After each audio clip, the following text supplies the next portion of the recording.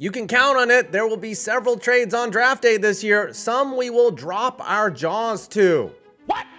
Others we will just simply forget, probably because we were high, or not paying attention, or really old, or maybe both. Also, the combination of not really knowing who won a trade for years and our shitty memories causes us to forget all about these moments. And trust me, I forgot all about these. Forgotten draft day trades are coming up right now. Let's start with the pivotal trade that played a massive role in the Cowboys' 90s dynasty.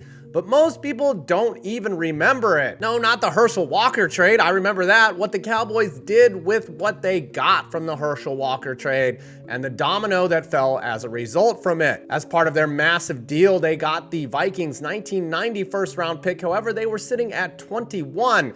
And considering linebacker James Francis. Instead, the Cowboys made another deal with the Steelers to move up 4 slots and take running back Emmitt Smith with the 17th overall pick. The Steelers used their pick on tight end Eric Green, who had an above-average NFL career and was a 2-time Pro Bowler. However, he was not Emmitt Smith. We all know what happened with Smitty, as he became the greatest NFL running back of all time to be argued over, as many discredit his accomplishments because he ran behind an actual O-line, and Barry Sanders was out there alone like he was one of the last Spartans. Side note, I think if you were to watch Emmitt's highlights, it wouldn't hurt you to admit he was really freaking good. Not better than Barry, though. Let's not get crazy. Also, Emmitt Smith won an MVP award in 1993, something I also forgot about. Let's fast forward to 2011 for a blockbuster draft day trade that has slipped my mind, and maybe yours. That year, the Atlanta Falcons made a bold move, laddering up from the 27th pick to the number 6 overall to take Julio Jones. The price seemed steep. They sent the Browns 5 draft picks, including a future first rounder.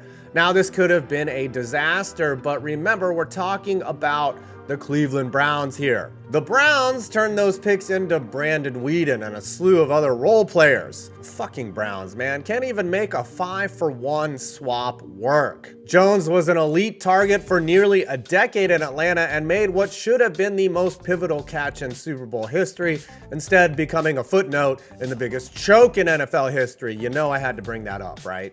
Typically, a swing like this, leaping up to take a receiver of all positions, is a giant miss, but kudos to the Falcons for not screwing it up. Speaking of another wide receiver trade I forgot about that completely changed NFL history, but let's get into that after a quick word from today's sponsor, Arena Club. Do you remember what it's like to be a kid opening a pack of football or baseball cards and the thrill of finding a Mark McGwire rookie card? Oh, you're not that old? Before you opened it, the possibilities were endless, but now with Arena Club, you can relive that feeling every Tuesday at 1 p.m. Eastern Time, 10 a.m. Pacific Time. It's the merging of the digital and physical world without the hassle of having to leave your house. Check this out. This slab pack drops on Tuesdays at 1 p.m. Eastern Time, 10 a.m. Pacific. So let's see what I got. Ooh, okay, I got a 2018 Flaherty Topps 5-star. Damn, son, these are real cards I can have shipped to my house right now if I want. Check it out. They made some awesome updates. Each slab pack is now dedicated to a specific sport like baseball or Pokemon,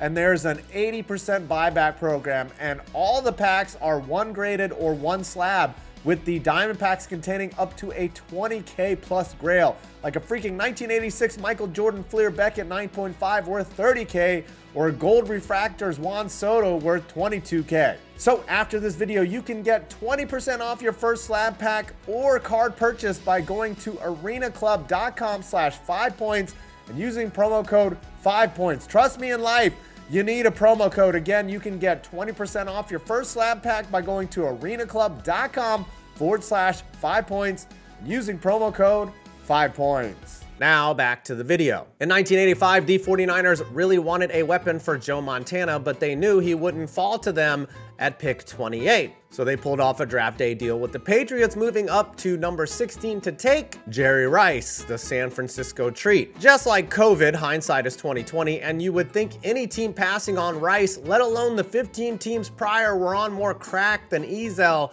on his birthday. No, man, smoke. No, I don't smoke no more, man. I love me. Come on, man. Buy me 40 ounces for my birthday. Today your birthday? What's today? But remember, Rice was out of tiny Mississippi Valley State, and he wasn't insane in terms of measurables like speed and size. He was, however, excellent in the West Coast offense, as he knew how to read a defense and how to get open, and had steel traps for hands. He would become maybe the greatest wideout of all time. I'm kidding. The greatest wideout of all time, as he is number 1 in receptions, receiving yards, receiving TDs, and a slew of other records related to placing his hands on an oblong-shaped ball and tucking it into his body and then subsequently running with it. The Patriots, they did get a first, second, and third, most notably drafting center Trevor Maddich, and it didn't look like the trade hurt them, as they accidentally made it all the way to the Super Bowl that season, where they got pounded so hard by the '85 Bears, they were walking like your mom for a week. Another thing that I know we all forgot was Jerry Rice was drafted number 1 overall in the USFL draft that season by the Birmingham Stallions, and then the league promptly went out of business. Now, before we get to our last forgotten draft day trade, here's a few I also forgot about. The Jaguars traded up for Blaine Whoa there motherfucker Gabbert in 2011 from 16 to 10 with the Commanders, who ended up taking Ryan Kerrigan. I forgot that in 2011, the Broncos traded up for Tim Tebow, giving up 4 picks for all of our sins. The Chiefs moved up 5 slots in 1997 to take Tony Gonzalez, swapping their 18th overall and 3 other late-round picks with the then Oilers, now Titans, to move up to 13 to take the Hall of Fame tight end. The Oilers didn't end up doing much with their pick. And finally, a trade everyone remembers, but a part I totally forgot about. The Ricky Williams trade. It's 1999, and Mike Ditka has a hard-on for Ricky Williams that would make astronaut, doctor, and soldier Johnny Sins jealous. So Ditka decides to trade literally his entire draft for him, giving up a first, a third, a fourth, a fifth, a sixth, a seventh, another first, and a third the next year. Ditka did the very definition of going all in, something Jerry Jones knows nothing about. Now, despite their massive haul, the Redacteds didn't do all that well with that draft capital. But I completely forgot that the first round pick they got that year was turned into future Hall of Fame cornerback Champ Bailey, whose value alone would have made the trade worth it for the reskins. The rest of the picks were okay or not good, with one of them becoming LeVar Arrington. So those picks were so-so at best. Yeah, you can yell at me for forgetting that Champ Bailey was the key piece in the deal, but most of the time when the trade is discussed, it's usually about how the Saints were massively stupid and Ditka being dumber than Lloyd Christmas. Want to hear the most annoying sound in the world?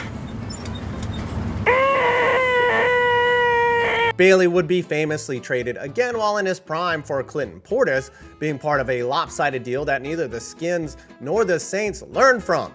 Don't trade a shutdown corner for a running back, you morons.